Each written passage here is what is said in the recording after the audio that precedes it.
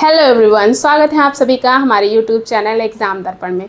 तो कैसे हैं आप सभी लोग? आशा करती हूँ आप सभी लोग बहुत अच्छे होंगे, मस्त होंगे, ज़बरदस्त होंगे। और मैं अर्चना कुमारी आप सभी को लास्ट वीडियो में पढ़ाए गए क्वेश्चन और उसके आगे के क्वेश्चन को कंटिन्यू करते हुए ये क्लास लेकर आई हूँ। ठीक है, तो देखते रहिए पूरी क्लास। बहुत इंपॉर्टेंट क्वेश्चन है, ये PYQs हैं जो IAS और स्टेट PCS की परीक्षाओं में आ चुके हैं। ठीक है, कंटिन्यू करते हैं हम क्लास को। मैंने लास्ट वीडियो में आपको 30 तक क्वेश्चन सॉल्व करा दिए थे। अब मैं स्टार्ट करने वाली हूँ 32 से। ठीक है,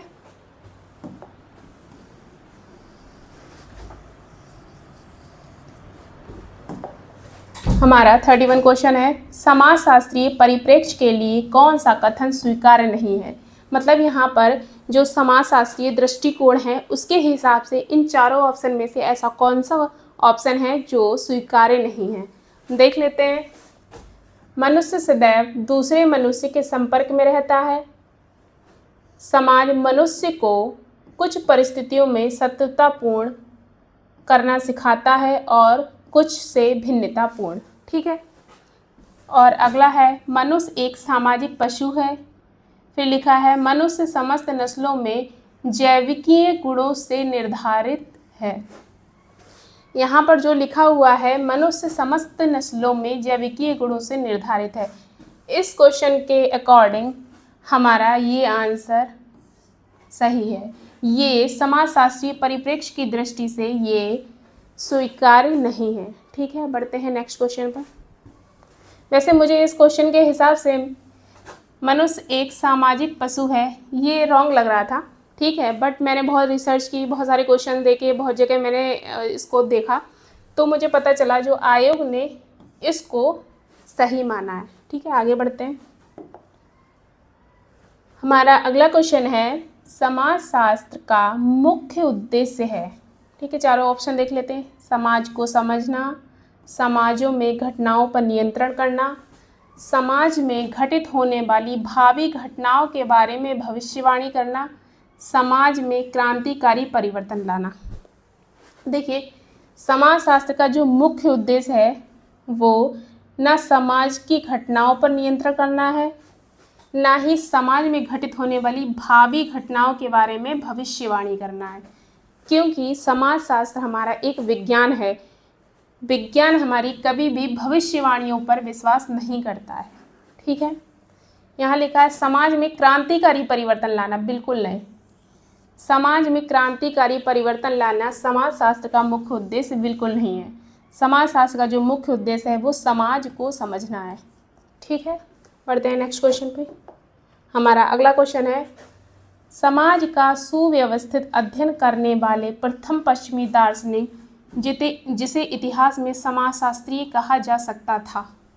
ठीक है, यहाँ पर लिखा है समाज का सुव्यवस्थित अध्ययन करने वाले प्रथम पश्चिमी दार्शनिक। देख लेते हैं।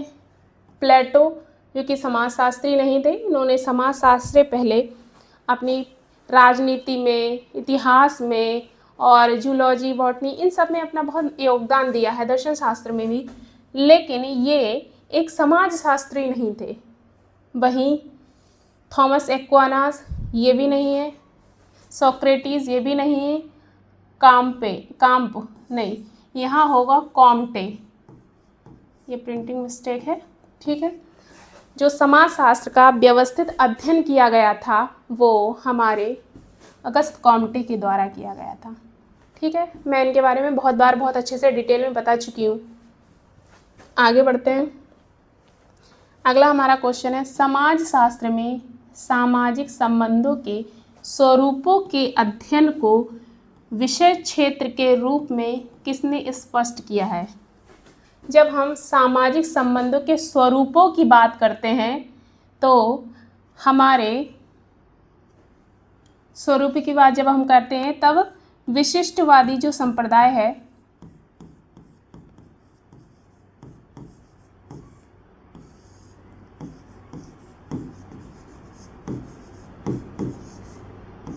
जिसको बोलते हैं स्वरूपात्मक संप्रदाय,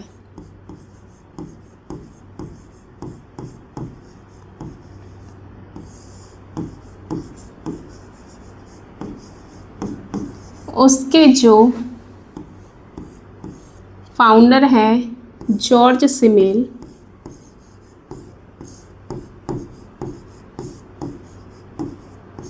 वो कहते हैं कि समाजशास्त्र में सामाजिक संबंधों के स्वरूप के अध्ययन को विषय वस्तु के रूप में इन्होंने चुना है।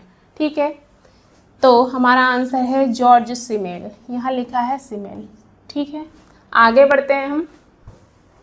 हमारा अगला क्वेश्चन है, निम्न में से कौन समन्वयवादी संप्रदाय का समर्थक है? देखिए, मैंने समन्वयवादी संप्रदाय और स्वरूपात्मक संप्रदाय की बहुत अच्छी सी ट्रिक बताई हुई है। ठीक है, तो याद करने की अच्छी ट्रिक है वो, मैं एक बार बता देती हूँ फिर से। समन्वयात्मक संप्रदाय, इसको बोलते हैं सोहागिनमोवादू।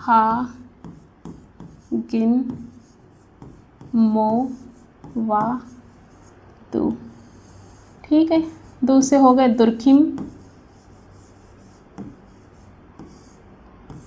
वा से हो गए वार्ड, मो से हो गए मोटवानी,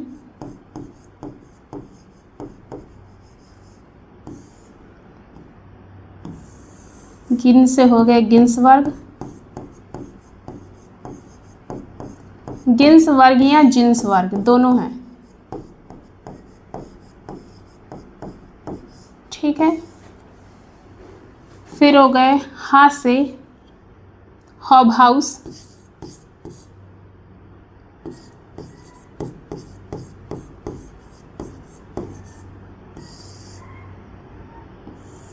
सा से हो गए सोरोकिन।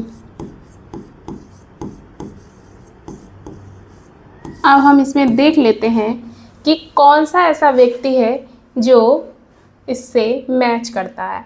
ठीक है, प्लेटो नहीं है इसमें, सिमेल भी नहीं है, मैक्स वेबर नहीं है, हमारे जिन्सवर्ग या गिन्सवर्ग समन्वयवादी संप्रदाय से रिलेट है। ठीक है, आगे बढ़ते हैं हम।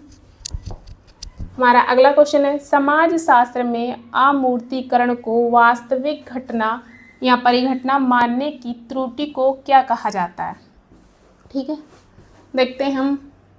अनुमोदन तर्क दोष, सैद्धांतिक तर्क दोष, अमूर्तीकरण तर्क दोष, उपरोक्त में से कोई नहीं। हमारा इसका आंसर होगा अमूर्तीकरण तर्क दोष। ठीक है, बढ़ते हैं अगले क्वेश्चन पे। हमारा अगला क्वेश्चन है, निम्न में से कौन सा कथन विज्ञान के रूप में समाजशास्त्र के लिए त्रुटिपूर्ण नहीं है? ठीक है, ऐसा इनमें कौन सा शब्द लिखा हुआ है जो समाजशास्त्र की दृष्टि से वो त्रुटिपूर्ण नहीं है, समाजशास्त्र में हम यूज़ करते हैं? लोगों का सामाजिक परिवर्तन के प्रति प्रतिरोध, बिल्कुल नहीं। समाजशास्त्रीय अध्ययन में वैज्ञानिक नियमों को लागू करने में किसी की भी रुचि नहीं, बिल्कुल नहीं। समाजशास्त्र में वैज्ञानिक नियमों को ही अपनाया जाता है। ठीक है, अगला है हमारा समजातिवाद, फिर लिखा है पारिभाषिक दक्षता, बिल्कुल नहीं। हमारा इस क्वेश्चन का आंसर होगा समजातिवाद। ठीक है, बढ़ते हैं नेक्स्ट क्वेश्चन पे।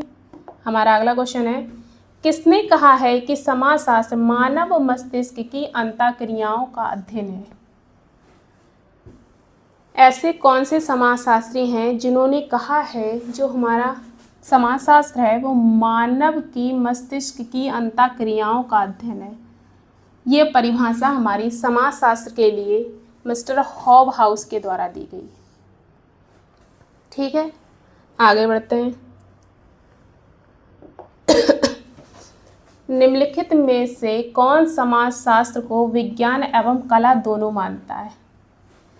ऐसा कौन सा समाजशास्त्री है जो ये मानता है कि हमारा जो समाजशास्त्र है वो विज्ञान एवं कला दोनों है? ठीक है, इसका आंसर होगा वीरस्टीड। आगे बढ़ते हैं। अगला हमारा है क्वेश्चन, जर्मन में भौगोलिक संप्रदाय की शाखा किसने विकसित की? जो जर्मन में भौगोलिक संप्रदाय की जो शाखा है वो रेड जेल के द्वारा की गई थी। ठीक है, आगे बढ़ते हैं। हमारा जो अगला क्वेश्चन है वो है, समाजशास्त्र सामाजिक घटनाओं का विज्ञान है। ठीक है, समाजशास्त्र जो है वो क्या है, सामाजिक घटनाओं का विज्ञान है। किस समाजशास्त्री ने समाजशास्त्र को इस प्रकार परिभाषित किया है? ये परीक्षा, ये हमारा MPPCS 2005 की परीक्षा से लिया गया क्वेश्चन है। इस क्वेश्चन का हमारा आंसर है वार्ड। अगले बढ़ते हैं। अगला क्वेश्चन है, दुर्खिम के समाजशास्त्र की विषय वस्तु का विभाजन निम्नलिखित में से कौन सा है?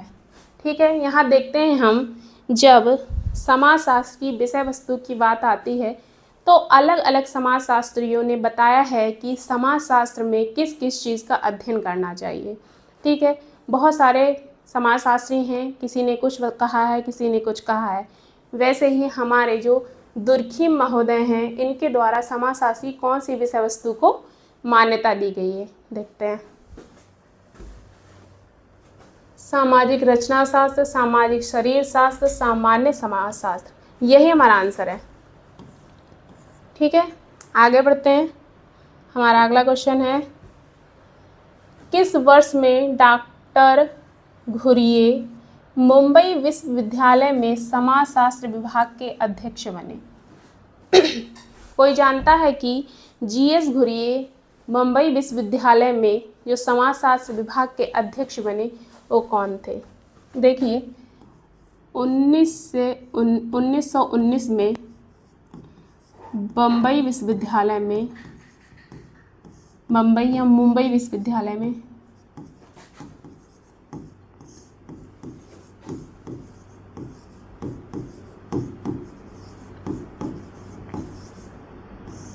समाजशास्त्र को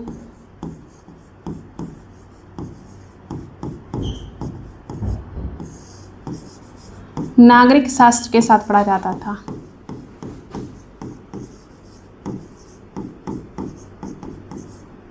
ठीक है, उसके बाद सन 1921 में समाजशास्त्र विभाग बना।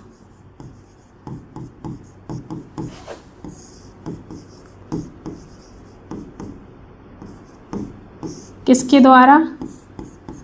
सर पैट्रिक गिडिंग के द्वारा।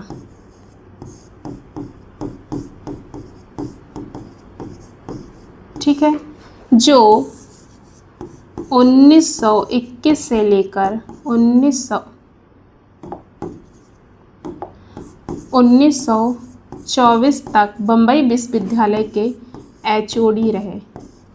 1924 में लास्ट में GS घुरिये को बम्बई विश्वविद्यालय विभाग का अध्यक्ष बना दिया गया था। ठीक है, आगे बढ़ते हैं। हमारा अगला क्वेश्चन है, कांट की मृत्यु कब हुई? जो हमारे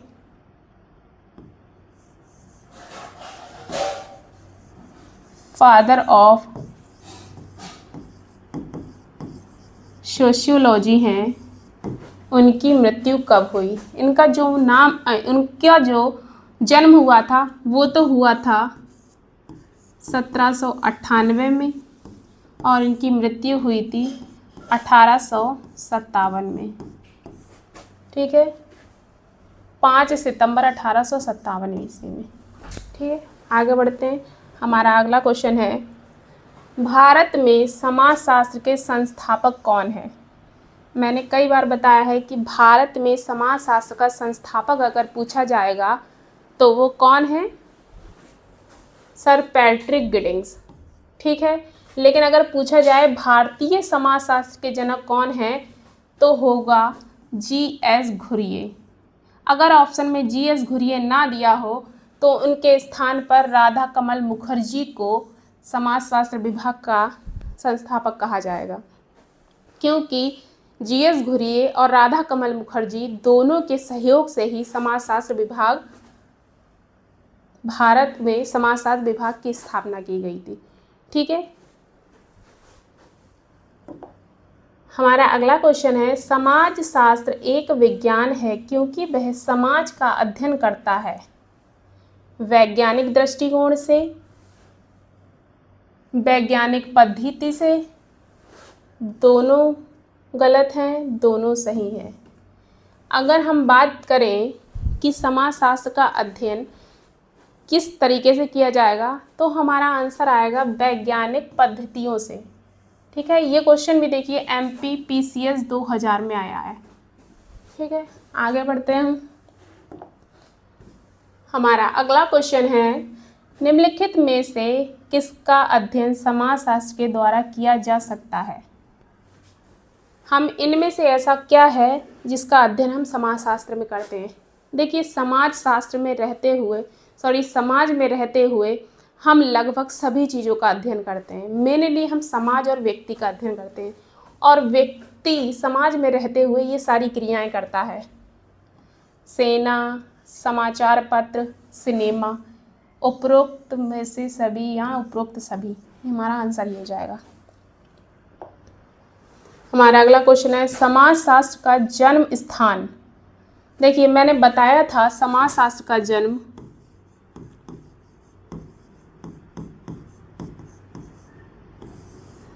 1838 में फ्रांस में हुआ था, क्योंकि हमारे अगस्त कॉम्टे फ्रांस के थे। लेकिन समाजशास्त्र का विकास पूछा जाए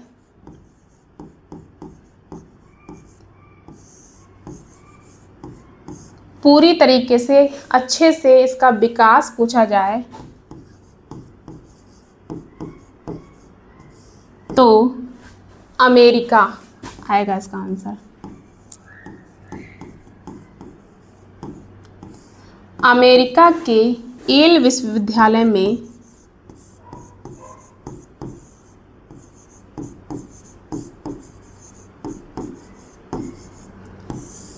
सन 1876 ईस्वी में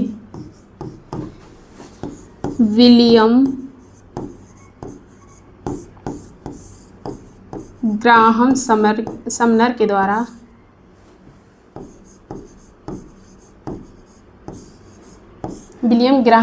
के द्वारा येल विश्वविद्यालय में समाजशास्त्र को पढ़ाना स्टार्ट किया एकेडमिक स्तर पर।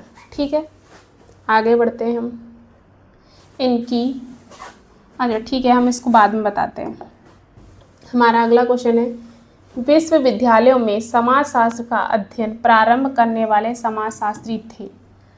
अगर विश्वविद्यालय में समाजशास्त्र का अध्ययन प्रारंभ करने वाले समाजशास्त्र की बात बताई जाए तो हमारे विलियम ग्राहम समनर हैं, जिन्होंने सन 1876 ईस्वी में येल विश्वविद्यालय में इसको विश्वविद्यालयों में प्रारंभ किया।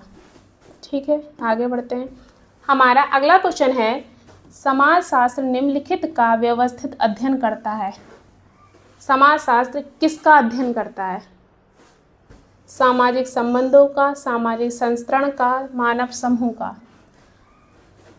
अगर हम समाजशास्त्र के व्यवस्थित अध्ययन की बात करें तो समाजशास्त्र इन सभी का अध्ययन करता है।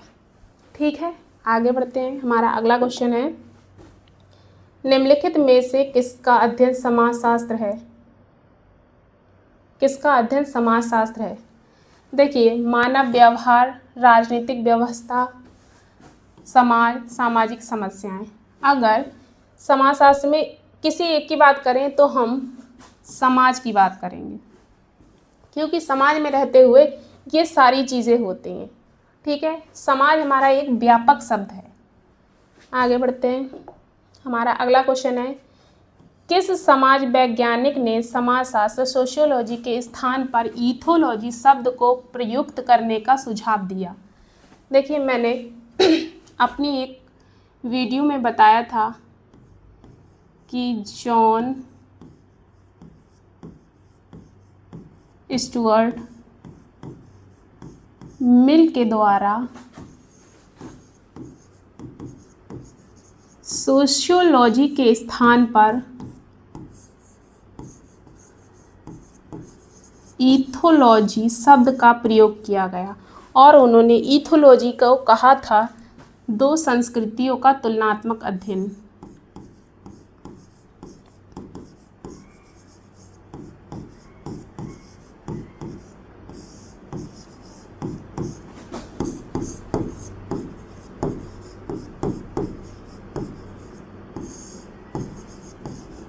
ठीक है, वहीं इन्होंने सोशियोलॉजी को कहा था दो भिन्न भाषाओं की अवैध संतान।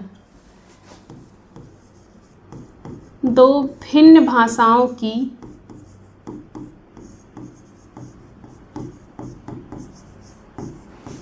अवैध संतान।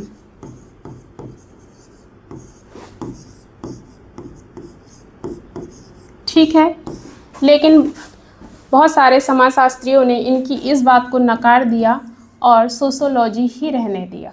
ठीक है, आगे बढ़ते हैं हम। इसका आंसर है जॉर्ज स्टुअर्ट मिल। कॉम्ट के अनुसार समाजशास्त्र की प्रमुख शाखाएं हैं। हम यहाँ कॉम्टे की बात करते हैं। उन्होंने जो समाजशास्त्र की दो शाखाएं बताई हैं वो हैं सामाजिक संगठन एवं विघटन, नहीं। सामाजिक समूह एवं समुदाय, बिल्कुल नहीं। सामाजिक क्रिया एवं अंतःक्रिया, नहीं। सामाजिक स्थायित्व एवं गतिशीलता। ठीक है, आगे बढ़ते हैं। और अगला क्वेश्चन है, किसके अनुसार समाजशास्त्र सामूहिक प्रतिनिधियों का विज्ञान है? जिन्होंने सामाजिक तथ्य की भी बात की है।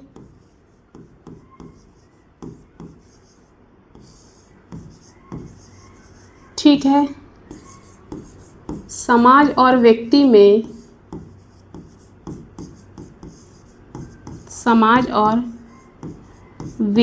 में समाज को महत्वपूर्ण माना है, समाज को प्रमुख माना है, वहीं व्यक्ति को गौड़ माना है। ठीक है, और उन्होंने कहा है समाज स्वतः जन्मा है,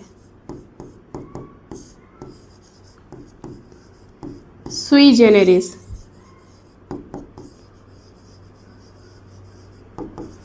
ठीक है, और उन्होंने आत्महत्या का सिद्धांत दिया।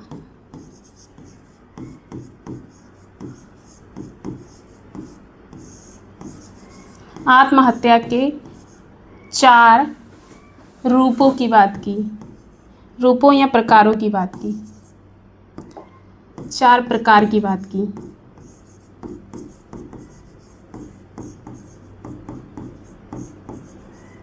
ठीक है, समाजशास्त्र का इनको अकादमिक पिता कहा जाता है।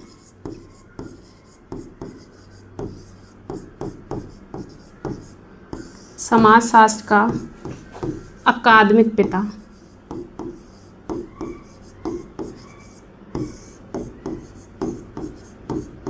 किसको? दुर्खीम को। ठीक है, हमारा इसका आंसर होगा दुर्खीम। आगे बढ़ते हैं। हमारा अगला क्वेश्चन है, भारत में समाजशास्त्र के पिता कौन है? मैंने बताया था भारत में समाजशास्त्र के पिता G.S. घुरिये को माना जाता है।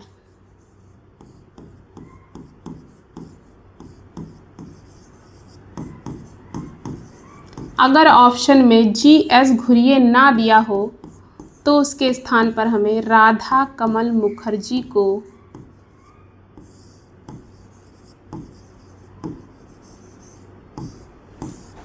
भारत में समाजशास्त्र का पिता कह सकते हैं, क्योंकि इन दोनों का ही बहुत महत्वपूर्ण योगदान रहा है।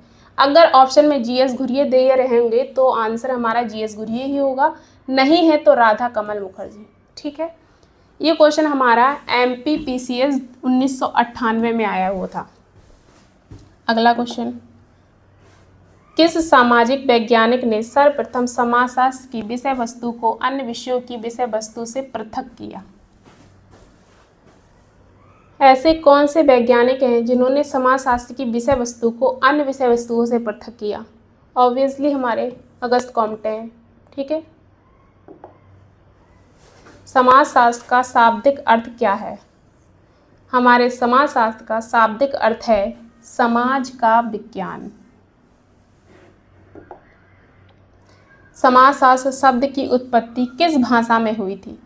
देखिए, मैंने बताया था जो हमारा सोशियोलॉजी है 2 शब्दों से मिलकर बना है, सोशियस प्लस लोगोस। सोशियस हमारा लैटिन भाषा का शब्द है जिसका अर्थ है समाज। वहीं हमारा लोगोस हमारा ग्रीक भाषा का शब्द है जिसका अर्थ है अध्ययन। ठीक है, इससे लैटिन और ग्रीक भाषा, देखिए लैटिन भी है और ग्रीक भाषा है। हमारा चौथा ऑप्शन दिया है ए और बी दोनों, बिल्कुल। अगले क्वेश्चन पे चलते हैं। समाजशास्त्र को व्यवस्थित रूप किसने प्रदान किया? अगर हम व्यवस्थित रूप की बात करें तो अगस्त कॉम्टे जी ने समाजशास्त्र शब्द दिया सन 1838 में। ठीक है, उनका बहुत महत्वपूर्ण योगदान रहा है। अगर वो नहीं होते तो शायद समाजशास्त्र विषय कभी नहीं बन पाता। लेकिन अगर व्यवस्थित रूप देने की बात करें तो इमाइल दुर्खीम को जाता है इसका श्रेय, क्योंकि अकादमिक स्तर पर व्यवस्थित रूप से इमाइल दुर्खीम के द्वारा ही समाजशास्त्र विषय स्टार्ट हुआ। हमारा अगला क्वेश्चन है, भारत में समाजशास्त्र का एक विषय के रूप में प्रवेश हुआ था।